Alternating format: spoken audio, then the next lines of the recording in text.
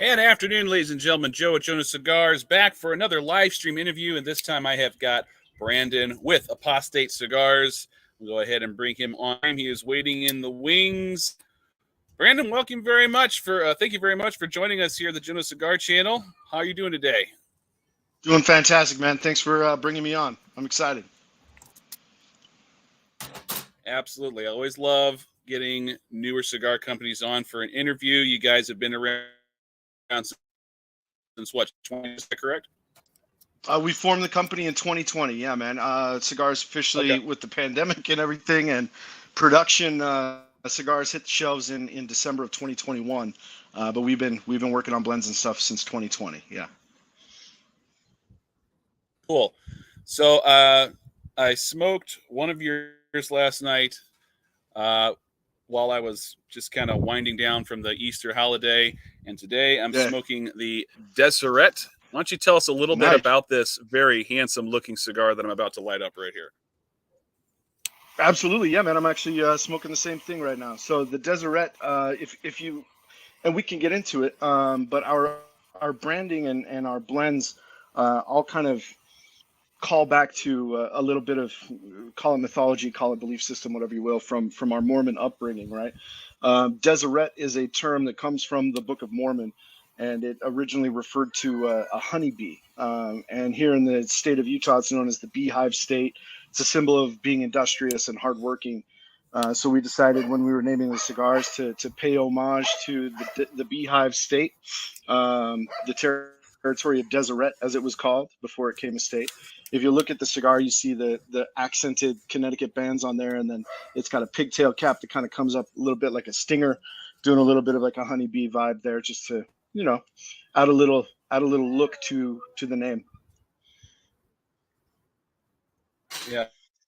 A lot of people, because you guys have a relatively limited exposure as far as your inventory being on the market. Tell us a little bit about how many blends you guys have and just the thought process of forming Apostate Cigars in the first place. Yeah, I mean, we can address the second part first if you want. As far as the decision to make a cigar company goes, absolutely. I think, yeah, it's pretty in line with I think a lot of guys who make that leap. Our background is retail. We run Beehive Cigars here in Salt Lake City. It's a retail shop that's been around since 2009. My partner Kendrick opened that shop and then hired me as his general manager back in, I want to say 2015. I don't know. I'd have to check my math. But so we did the retail thing for a while. And doing the retail thing, you learn a lot about what people like. You learn a lot about what they don't like, or maybe what's not popular. You learn a lot about what you like, because you have to smoke everything that comes through. If you're ordering cigars for the shop, you know, you're basically smoking everything. So it got to a point where we both felt our palates were developed enough. We had enough plug into the retail side of things as far as customer demand goes to kind of say, hey, you know, this pandemic thing's happening. We got some time on our hands. We've always wanted to be a little more creative or pursue something bigger. Let's maybe talk about that now. And we did. So the Dominican Republic was still allowing travelers at the time. We flew down and had a meeting with Hochi Blanco. He's the guy who runs Tabacalera Palma. For your Cigar Public crowd, I'm sure they're all very familiar with Hochi and the cool stuff that he does, right? So everybody's very familiar with Hochi, yeah. Everybody knows Hochi, man. He's the man. He was very cool. We told him what we wanted to do. We've had a good relationship with him from the retail side for a few years. So when we said we wanted to get creative and use his warehouse and his factory and his tobacco to kind of do our own creative thing and see if people liked it, he was all in. He said, my house is your house, and gave us full run of the place. So that was kind of the evolution into going into it. As far as the branding and naming it goes, that kind of came about from a coworker of ours. Her name's Lindsay. She's actually opening up a shop down in Waco, Texas right now called Honeycomb Cigars. So if you're near Waco, go check out Honeycomb. But she knows our background. Kendrick and I grew up Mormon, obviously left the faith, right? When you leave a religion, and especially this religion for some reason, they like to call you an apostate. It means somebody who's kind of lost their way, kind of rebelled a little bit and left the fold. and we were kind of, tossing names around, and she was in the room, and she's like, "You guys aren't going to call it Apostate?"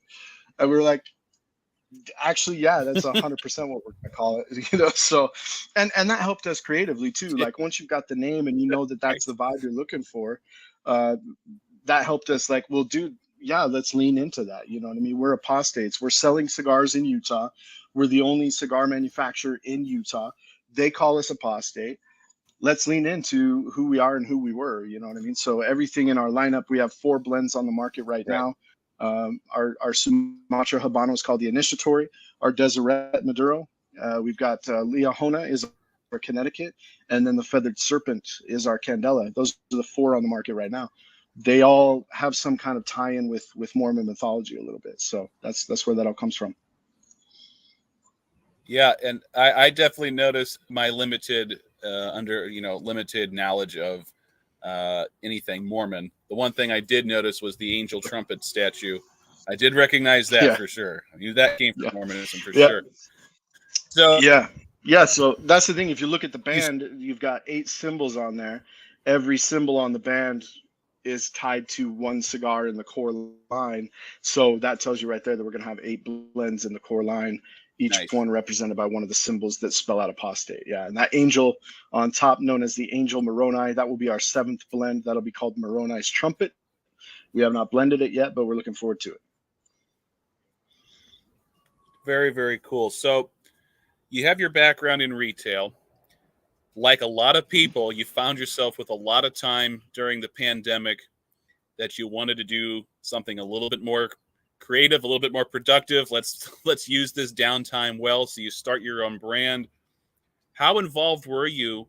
I know you have a good relationship with Hoshi Blanco. How involved were you in the actual blending process, or did you leave a lot of that to Hoshi and his people? How involved were you in getting these? We were extremely involved. We were all the way involved. The blends, these are our babies. Kendrick and I, when we go down to blend cigars, what it usually starts out as a meeting in Hochi's office. We tell him what our plans are. We tell him what tobacco we would like to have access to, and he will guide us. Absolutely, I'm not going to sit here and say that we're doing this 100% independent of Hochi.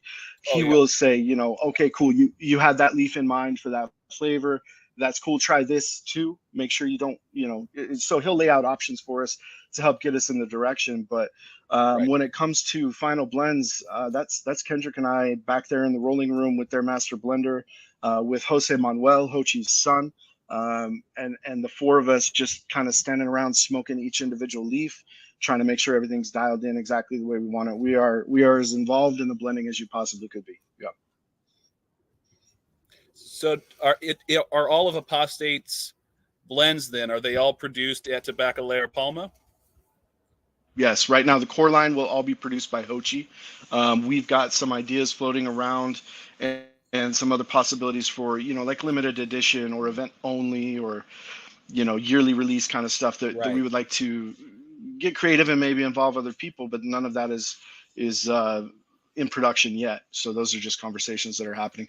But yeah, the core line of 8 cigars, that is all coming from Hochi's tobacco, Hochi's production with his quality construction. That's all him right now. Mm-hmm. So let's talk, because a lot of people, including myself up until about a couple years ago, I don't think we're necessarily knowledgeable of how difficult it can be as a retailer in states like Utah, where there are such heavy regulations geared against not just tobacco, but alcohol products as well. Talk about some of the challenges you guys had to overcome just as retailers. I mean, let alone as the actual cigar producers. Yeah, man. I mean, that's the thing. We're in a state that it's no mystery that it's a religious community, and that's how it started, right? The territory was settled by Mormon pioneers who traveled literally on foot across the country to have their own space, right? So when that's what leads to a culture starting, that's going to be ingrained in that community, right? And that's how it is. So not only is it ingrained in the community, but it also goes into like those are the people running for office, man. And if they're the ones running for office and getting elected, that Right. means they're the one writing the bills, right? Those are the ones who are making laws for the rest of us. So they're not shy about the fact that alcohol and tobacco and certain entertainment sectors of the entertainment industry, things like that are not a part of their daily life and something that they're morally opposed to. And so they're not shy when they pass legislation that actively works against, for example, a tobacco shop, right? They passed a law, we're going on 11, 12 years now, that they literally called the sin tax when they decided to tax tobacco at 86%. Right. So, I mean, that right there was a move to put retailers out of 86%. business. 86%. Exactly. Yeah. 86% of wholesale. So a cigar that you're paying, let's say you're paying $10 for a cigar in Florida, that cigar is going to be about $14 here, close to 15, Right. So it's tough right there out of the gate. And I thought, go ahead. yeah, I thought it was bad enough as it was with California with their excise tax being 60%. I did not realize tax in Utah was 80. That's egregiously high. But again, I mean, obviously they had an end goal in mind when they passed. Do you find? Yeah, I mean, I always think it's funny because when you hear states like this with such almost cost prohibitive taxes involved on products like this, you think, okay, is it even worth it for a retailer to even set up shop in this? You must have a pretty good following in Utah for it to be worth your guys' while.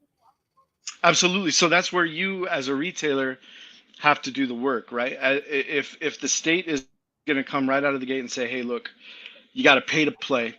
They then turned around in 2019 and outlawed internet sales, right? So good for a retailer, yes, but bad for the cigar community, bad for the consumer, right? So now a consumer is forced to go to a brick and mortar shop because that's how the state knows they're going to make their tax revenue. So they're doing it on purpose. They know what they're doing now. In any other situation, a retailer would say, hell yeah, that's cool. The internet is no longer my competition. That's great. And I agree to an extent. The only part for me that rubs me the wrong way is that it's already hard enough to have access to premium tobacco in a state like this because of the conditions you just talked about. There's no retailer in their right mind in Utah who's going to say, or some guy smoking in his backyard who's going to say, you know what I'm going to do is open a shop here in Utah and be a tobacco retailer. It's insane, dude. There's 3 major shops in Utah, and they're all within a 20-mile radius in the Salt Lake Valley. You know what I mean? So if you're Joe Schmo out in Podunk, Utah, it's a big state, man. Where are you going to get your cigars? You know what I mean? Then you got to call a retailer and hope that they'll ship to you. So it's tough, man. And then you put on top of it the smoking laws. Like, for example, I'm in a private office right now, and that is the only way that I could be smoking a cigar indoors. You cannot smoke in a lounge in Utah. You can't smoke in a bar.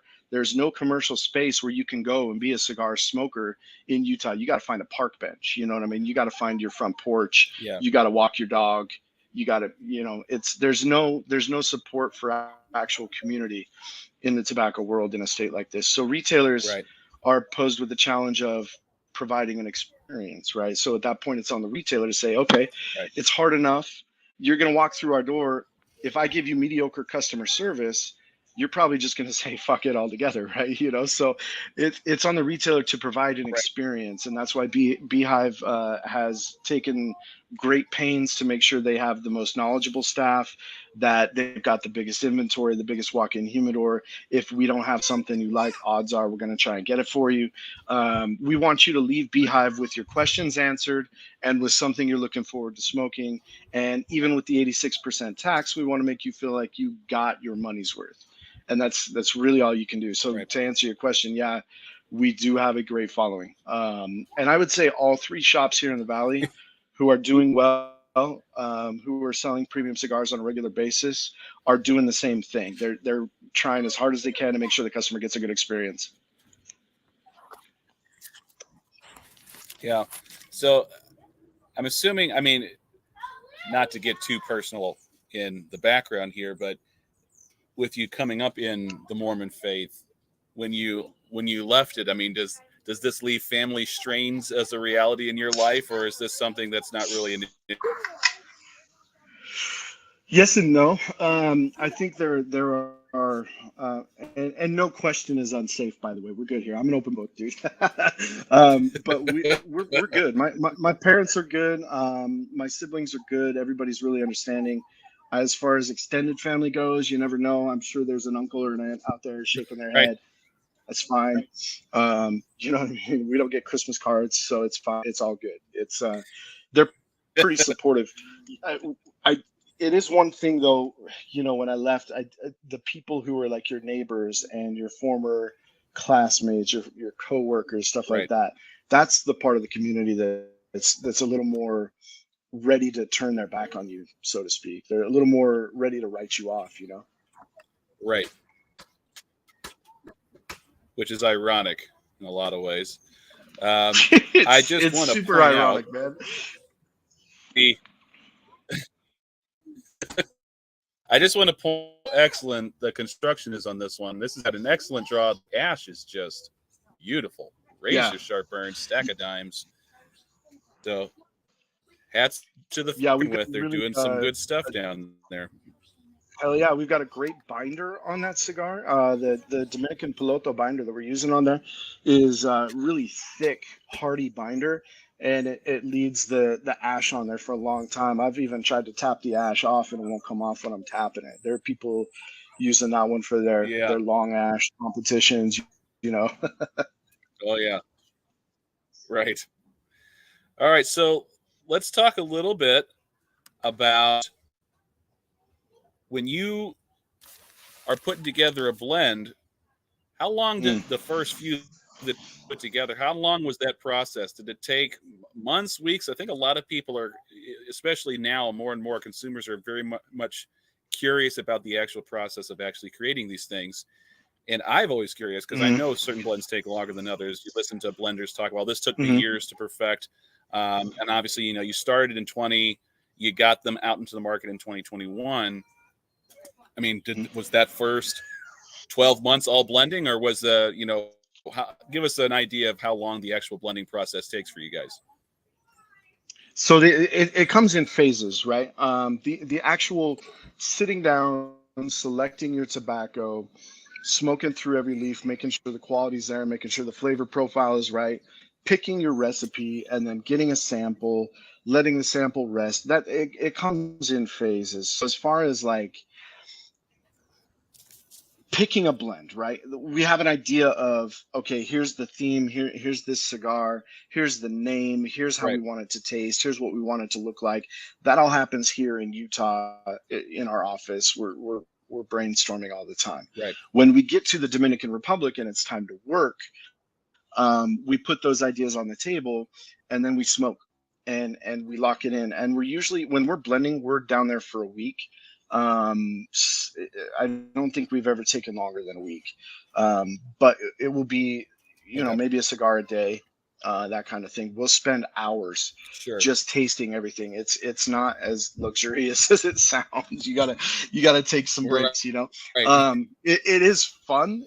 I love the creative process and it's super fun, but it can kick your ass if you're not ready for it. So that usually we'll do like a day per cigar, tasting everything, but then you have to revisit often, right? It's never just like ready to go. For example, we've got two blends coming out in July, the Sword of Laban and the Zarahemla. Those two blends, we blended those in November. We came up with the recipe and the flavor profile, everything we wanted, selected the tobacco. We did that in November. I'm still smoking samples to make sure it's validating and make sure it's the blend we want, make sure that it's the flavor profile we want. It's one of those things where it's like, until it's actually in production, it's always up in the air. So that one, you know, since November, what's that, 5 months? Yeah. And other people do, not everybody has the same process. You know what I mean? We are fortunate enough to have access to ingredients that really help us out. All of Hochi's filler that we're using is already aged 5 years. So there's no fermentation doubts or aging process doubts. There's none of that. We're not worried about that part. We're just worried about putting it together. So that makes it a little easier. Yeah, it's a nice luxury being able to cope with his inventory of tobacco stock, where you never have to be concerned about, like, is this the right ingredients? Like, oh no, all the ingredients are going to be good. It's just a matter of how much do we want to customize the experience to what we are aiming for. That's got to be just a bonus for anybody who's creating cigars. Big time, man. If you think about it in terms of food, we're in a French kitchen. You know what I mean? Like, this is French cuisine, and we've got all the world's best ingredients, and we just got to make sure that we're ready to make a dish. You know, it's on us to put those ingredients together. And so Ho Chi takes a lot of pressure off us in that regard by giving us access to stuff that we know is going to be fire no matter what. It's hard to screw up, to be honest with you, with the stuff that he's got out there. Right. So I love the theme. I haven't smoked the serpent yet, but I love the theme of having a serpent themed cigar using the Candela wrapper leaf. I think that's really cool. I think it's really appropriate. Did you always, when you had the idea of the feathered serpent, I mean, your mind must have just immediately went, "Oh, we got to use a Candela for this"? Right away. Yeah, 100%. Day one. Yep. When we do our brainstorming and we're kind of talking about what we would like to feature, we want to make sure it fits the vibe, right? So the feathered serpent, that by itself, that's a vibe, you know. And absolutely at that point we were like, dude, it's got to be green, it's got to be a Candela, and not just so that we can have a green cigar to match the serpent theme, but Kendrick and I love Candela, and Candela used to be really prominent. And then it became more of a novelty, and for you know, for us, Candela should be in everyone's daily rotation. Like, that should be a cigar that people are smoking way more often than they are. So that was kind of the goal too, was how do we blend a Candela that people aren't going to wait till St. Patrick's Day to smoke. They're going to want to smoke it a couple times a week. You know, you have to lean into, well, what setting is good for Candela. And so this is your breakfast blend. You know what I mean? This is your first cigar of the day, second cigar of the day. It's still early. Your palate's fresh. You can taste those light, creamy notes and not have it drowned out by that Maduro you smoked 2 hours ago. You know, it's everything about it was on purpose. Yeah. It is funny because it wasn't all that long ago where, I mean, you mentioned this just a few seconds ago, that Candela, that was the most popular cigar wrapper in the industry. That was the most widely used wrapper leaf, and now it's arguably the least. I mean, I can't think of another wrapper leaf. Yeah, and it's one of those things that I feel like. Go ahead. Well, so it's like there's not that much Candela out there now. You know what I mean? Because demand sort of went away, and that was a problem that we ran into when we sat down with Ho Chi to blend the feathered serpent. We said we want to do a Candela, and he said no. He was like, no, this factory's not going to produce a Candela. And we were like, dude, like, this is the whole, like, it's the whole idea is for this to be a really good Candela. And he's like, I don't like Candela. Nobody likes Candela. So we're like, dude, we know you have some Candela here. Just let us fuck around. Maybe that's not what we use for production, but you have something here. Let us try it. And if you don't like it, we will walk away and come up with something else. Luckily, we blended a Candela that actually really impressed Ho Chi. We brought him a sample back after we had finished completing the blend and wanted him to smoke it. And he sat there in his office chair, puffing on it for about 10 minutes before he said anything. He scared the shit out of me because he was quiet the whole time. He didn't say a word. And then he kind of leans forward across his desk, puts his hands together, and he's like, that's a fucking good cigar. So I was like shitting my pants the whole time before we got Ho Chi's seal of approval. So that moment is what prompted him to take a section of his farm in Jacagua, throw some netting up, grow a Dominican Rojo seed Candela just for that cigar. So we have a proprietary leaf on that cigar now. It's awesome. Yeah. That's fantastic. So going back to your blends a little bit, is there a particular brand that tends to be a favorite among your consumers? I would say just based on retail numbers, the Deseret that you and I are smoking is our most popular blend. It's the one that I sell the most of.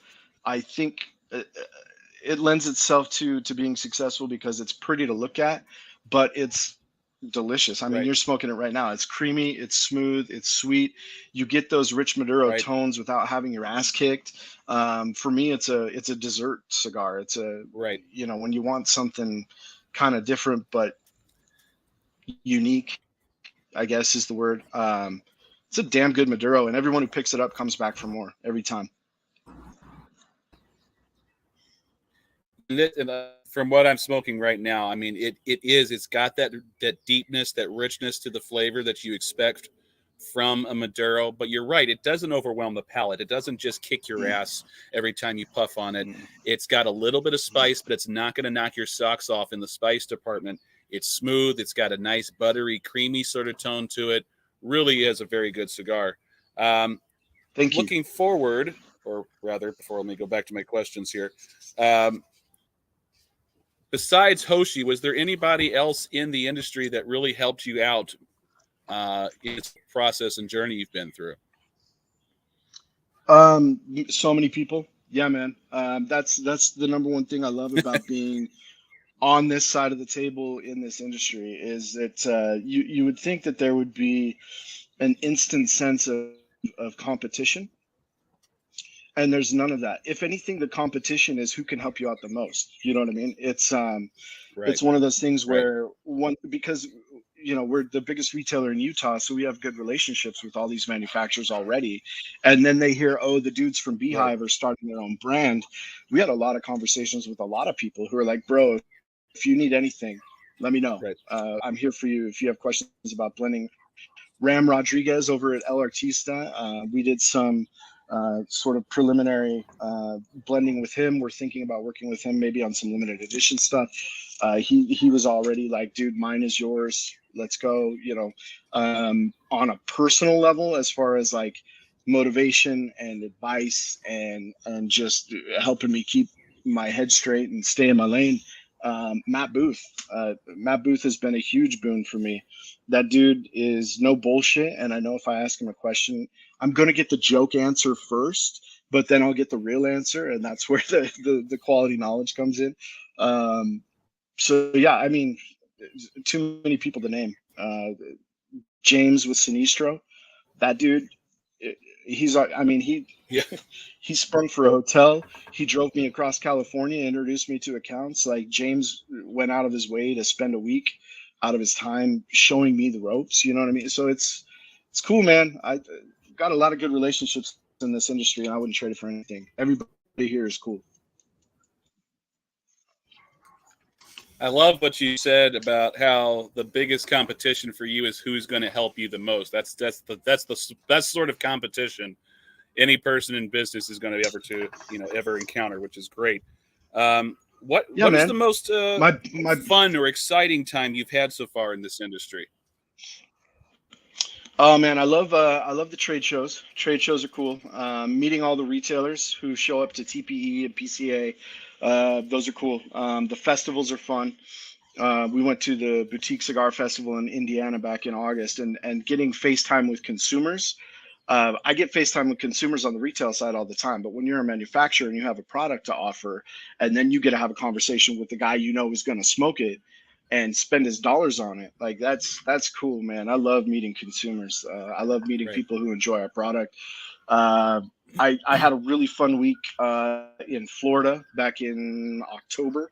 Was rolling around with Bruce Bush, who is the VP for K by Karen Berger. Got, I mean, the dude let me stay in his house. You know what I mean? Rolled around with him. Got to Yeah. have a few events. Had an event at Karen's place. That was fun. Florida's a blast, dude. I want to go back to Tampa ASAP. I love Yeah. that town. Yeah. Yeah. Tampa is probably my favorite place in Florida to this point. Been there a couple times now. Every time I'm there, I never want to leave. And it's just Yeah, dude. Yeah. such a great cigar centric, culturally speaking, cigar centric city. It's just so Yeah, wrapped up you into can the smoke culture of the city. anywhere. Yeah, dude. Yeah, The food's good, the drinks are good, the weather's always good. right. I can't talk shit on Tampa. Tampa rocks, man. Yeah. Yeah, it's really great. So I'm assuming, and correct me if I'm wrong, you're probably the first person in your family to kind of foray into the cigar business then in any way. For sure. Yeah, absolutely. The only real tie that I have physical evidence of is my great grandfather used to smoke a pipe. That was, as There you, far as I know, uh, that's the only premium tobacco use in my family tree, at least semi recently. You know what I mean? Um, yeah, but no, it's definitely not yet a family business. I have 5 children, and a couple of them are really interested and really okay. curious, and already know a lot about cigars. I have twin teenage boys who are 15. They are constantly Wow. asking me questions about cigars, like trying to get a taste, stuff like that. So that maybe it'll be a family business. I hope so. Right. That'd be cool. Yeah. It's funny. As soon as you have the family element in it, it just makes the whole business aspect so much more fulfilling, worthwhile. It gives you an added level of motivation when you know, okay, there's potential for a second generation legacy to go into this. Yeah. That's always a very exciting part of it. And that's part of why I love the cigar business in general, is that they are so many family oriented Hmm. business structures within the cigar community. It's really the norm as opposed to the exception, where it's a family business. Whereas like someone like yourself, who's not yet a family business, hopefully, potentially in the future, it will be. You're kind of the exception Yeah. as opposed to anybody Absolutely. else. Yeah. Um, I would say that's right. I think, and it's the same for Kendrick too. He and I come from similar backgrounds, so he's got a couple of yeah, sons. We're really hoping that this isn't just for us and just for now. We hope that this right, is something that continues. My kids see how passionate I am about it.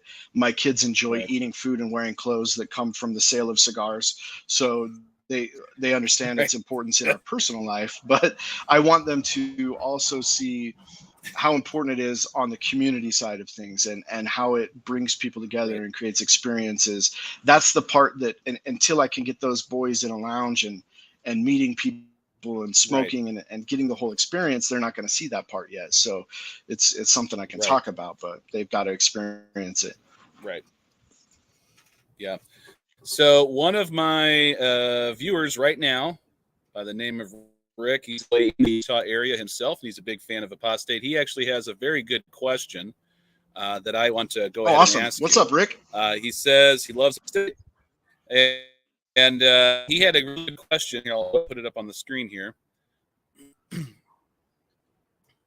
Hold on one Oh second. yeah. It should be coming up Is here. there a grower I would really like to work with? Oh my God. Yeah, all of them. Um, Yeah. if I had to narrow it down, um, uh, there's so many. So I mean, as far as Dominican goes, I feel like where we're at with Hochi in the Dominican Republic, he's the number one Yeah. grower of tobacco down there anyway. So anybody else down there is really getting their tobacco from Hochi. So it kind of is a moot point. I definitely want to work with other Dominican manufacturers because there are more ideas out there to be had and Right. to explore and things like that. But as far as Dominican growers go, Hochi's really like the top tier. So we're already kind of there. Yeah. That's not me saying no. If there's other growers that we have access to, let's go. Right. So I mean, Honduras, though, love to work with somebody in Honduras. Cavalier just opened up their own factory. You've got the yep. Aroa guys out there. You know what I mean? You've got Alec Right. and Bradley out there. Nicaragua, how do you even narrow that list down, dude? AJ, Right. you got That's Karen growing yeah. her own stuff. Aganorsa, Placencia. I mean, it's insane out there. So yeah, they're definitely. I like if my little cigar nerd dreams could be fulfilled, I would love to blend a cigar at Aganorsa. Right. I would love to. That'd be amazing. Yeah. And we have another question courtesy of a viewer right now. He asks a very good question. Will Apostate be at PCA this year? Yeah, absolutely. Booth is locked in. We will be there for sure. Yep. Looking forward to meeting everybody. Fantastic. Yeah, I should be there myself, so I'll make sure to stop by your booth as well. Hell yeah. Along Please with the do. rest of the I believe the cigar so public this cohort. year. There you go. Okay, cool, man. So this year, PCA is doing something a little different. and they are building a little pavilion just for boutique cigar manufacturers. Right. It's called the BCA Pavilion, and I believe we will be over Right. there. I don't think we got an independent booth. I think we're going to be in the pavilion. Okay. I saw that, and I saw, you know, it was in the middle of last year when the kind of the formation of the BCA as opposed to the PCA, so the Boutique Cigar Association, which I love the idea of it. I think it's got great potential, because this is the sort of thing, I feel like this is the direction that the industry is going more and more, at least in the consumers. They are really kind of like the craft beer movement. They're really going to these smaller, individually operated cigar brands because they're just that much more craft oriented, as opposed to the giants out there, which tend to make the cigars feel a little bit more like a commodity. People are hungry for that craft aspect. They want something that really does feel like it's handmade artisans, and they can enjoy it as an artisanal product. And I feel like this is right in Apostate sort of forte. Like this is you. This is exactly what you are doing right now. 100%. Yeah, it's one of those things where the legacy brands set the table, right? The legacy brand, your big guys, they came in, they built the industry, they set it up, they made it a cultural phenomenon, they made this a luxurious pastime. They have done all of the hard work, all of it, and nobody can ever say anything to contradict that. They really were the trailblazers. Absolutely. And so you made a comment about, you know, there are some cigars out there that kind of feel like they're just a commodity, and I agree with you. I totally agree with you. There are those cigars out there, but I also feel like there are a lot, probably most legacy brands who are still very passionate about the craft. I actually was on an interview on Carlito Fuentes' Meet the Professor show, and Carlito himself was like, "Look, man, you guys are the future. Boutique cigars is the future. If people are going to keep smoking cigars and finding this lifestyle and finding this community, it's going to be through the boutique guys. You guys need to be here. You need to stay here. You need support." And I agree with him. I think the movement right now is the conversation is around boutique manufacturers, and I think that's cool. We're not here to ride any kind of short-term wave. I would love to look back in 15, 20, 25 years and say, yeah, you know, we did the work too, and now we're considered a legacy brand. I would love to be, you know, at that tier. I think right now the criteria for boutique, as far as the BCA is concerned, is manufacturers who create and import 1 million cigars or less a year. And if that's the criteria, we're going to be boutique for a while. You know what I mean? We imported, I think, 50,000 cigars last year. You know, so I'll be boutique for a minute, and that's fine. Which is nothing. I mean, it's nothing to turn your nose up at either. I mean, like that. Those are solid numbers. Yeah, no, we did good. It was a great first year. Second year's off to a really strong start. It's only going to go up from here. But I think when it gets to a point where we're looking at importing 1 million cigars, I think we're going to have to say, you know, how do we maintain this scale? How do we maintain this hands-on approach? How do we maintain that artisan? You know, we're the ones doing it. How do we not get too big for our britches? You know, and that's kind of, it's a great problem to have. I would love to have that conversation with my partner, you know, be like, dude, we're too big. What do we do? That'd be great. But that's a few years down the road. Right. Yeah, exactly. All things in time. Rick does have another question. If you care to go into this, that'd be great. He says he loves using the Sword of Laban as a name. Can you give into any insight as to what that blend will look like if you are able to at this point? Yeah, absolutely. So that cigar is actually, we were just talking a few minutes ago about the blending process and how long it takes. We went down and we blended that cigar in November. It is now fully in production. It should be ready to order at PCA. We will try to have cigars here at Beehive sooner than that, but everything right now is on track for that cigar to be released in July at PCA. So I definitely do have some idea of what it's going to look like. Yeah, it's a Churchill. It's a 7 1/4 length. It's a 47 ring gauge. It's going to have we've got a Corojo wrapper on there, San Andres binder, and then all Dominican filler. It's delicious. It's technically a Habano with that Corojo wrapper, Sounds but fantastic. it's different. Yeah, it's a little bit different than the Initiatory, our existing Habano. It's a little sweeter, a little milder. It's not as strong as the Initiatory. In that Churchill format, it's just beautiful. It's called the Sword of Laban, right? So we wanted it long and thin, hitting that sword vibe. It's a beautiful cigar. I can't wait for you guys to smoke it. Yeah. Well, there's a couple of just sort of fun at the end of the interview questions that I always like to kind of throw out there. Is there a particular tobacco that you tend to gravitate towards, just personally, not necessarily in your blending, but when you as a actual cigar smoker, is there a particular tobacco that you find yourself gravitating towards more than others? Yeah, I really enjoy Corojo. And to me, Corojo has all the flavors that a cigar should have all by itself. It's sweet, it's a little peppery, smooth, creamy.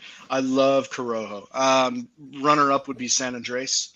That leaf, I feel like sometimes is misused. I think people, when they use San Andres, they tend to blend a little too bold.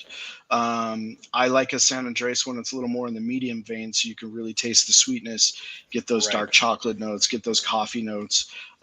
If you're overpowering that with really strong filler or a really strong binder, I feel like you lose the San Andres. So we do use San Andres in every single one of our blends because Kendrick and I just love that leaf so much. Absolutely. That one in Corojo, I honestly, I'd have to put it at a tie. I love those leaves. Okay. Very good answer. So as far as favorite drink pairing, just all around, what's your favorite drink pairing for a cigar? And I know it's always going to depend on what you're smoking and time of day and such, but I definitely, just me personally, I could pick any cigar and it's always going to go well with coffee for me. I don't care what it is. There's a lot of people who say, oh, I can't get cigars to taste well with coffee. It's like, I don't know what they're talking about. I have never had a bad smoking experience when the drink pairing's coffee. But what about you? Yeah, that makes me wonder what cigar they're smoking, and it makes me wonder what coffee they're drinking. What coffee? Exactly. We're not talking Folgers here, right? Yeah, no. I unfortunately, I am a little bit of a coffee snob, and so I'm very particular when it comes to what coffee I drink and what I buy and where it's sourced from. And that, to me, right with you, dude, coffee and a cigar is the ultimate pairing, especially a nice espresso. I don't care if you're smoking Maduro, Connecticut, Habano, it doesn't matter. If you've got a good espresso, that cigar should pair well. Outside of that, I've actually been on a really big rum kick lately. Cigars and rum is kind of the Cuban Dominican tradition. They really love to pair cigars with rum. I've learned a lot from Hochi in that regard because that man fucking loves his rum. And don't ever try to keep up with Hochi when he's drinking rum. Don't. just don't. He's built different. He's built different. But no, I've been pairing. There's a lot of people that are built different in that regard. Right. So I've been pairing rum with Habanos lately. So a good Habano and a nice Jamaican pot stilled rum is beautiful. I love that pairing. Yeah. And then as far as, are you more of an indoor smoker or do you prefer to be outside?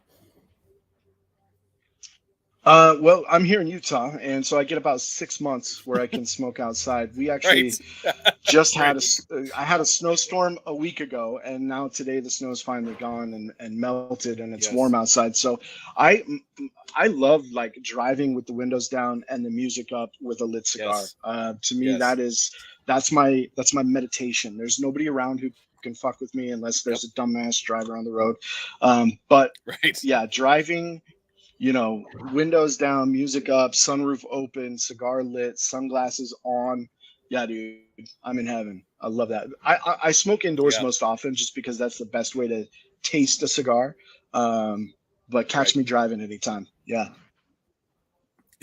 Have you found? Because I mean, you've been to the Dominican, you've been to Florida a bunch of times.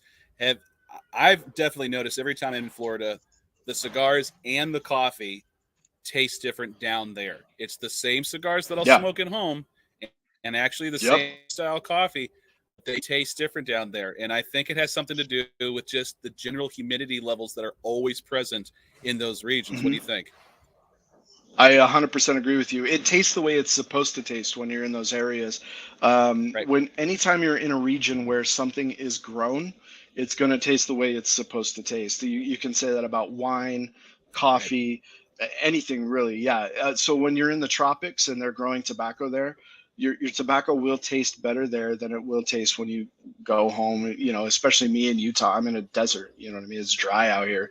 So despite every Right. effort Yeah. to keep things at the right humidity, it's never going to taste here the way it's supposed to taste when you're down there. And yeah, when I was in Yeah. Tampa, that was a treat for me. And when I was hanging out with Bruce Bush, we were both smoking the Initiatory, my Habano, and I was in heaven, man, because that cigar tastes so much different in Tampa. Like it's so Yeah. much better. You taste way more flavor.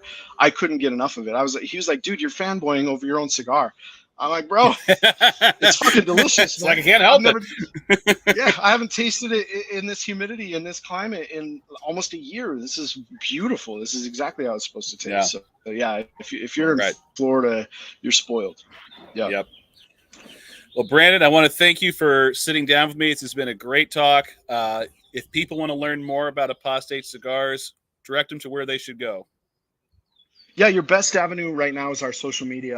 Instagram, we're Apostate Cigars. Facebook, Apostate Cigars. We've got we're kind of redeveloping our website. That will be probably your best source in the near future. But right now, our social media is where it's at. You can follow my personal account. It's Brandon the Apostate. You can follow Kendrick. It's Kendrick Zane, and that's where you'll see all the Apostate stuff. We talk about upcoming trips, upcoming events, product release, everything right there. Very cool. Thank you again, Brandon. This has been a great treat. Really am enjoying this one a Thank lot. you. This has just been a delicious smoke, and I'm very much looking forward to the last two from your repertoire that have been out so far, and I'm very much looking forward to the new releases coming out in July. And here's to PCA. Hopefully, I'll see you there in July. Yeah, come find me, man. I want to talk with you. I want to smoke with you, absolutely. And thanks for taking the time to bring awareness to our brand, dude. I really appreciate it. It means a lot. For sure. Absolutely. You guys have a great day. See you on the next one.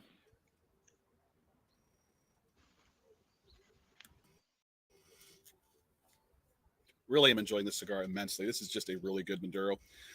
Highly recommend it. If you like Maduros, you're going to love this one. Big thanks to Brandon at Apostate Cigars for sitting down for this interview. And thank you to all of the viewers who are sat down and watched this live stream interview with me. As always, don't forget to subscribe to Jono Cigars. Follow us on Instagram and Facebook. Until next time, everybody, smoke a good one.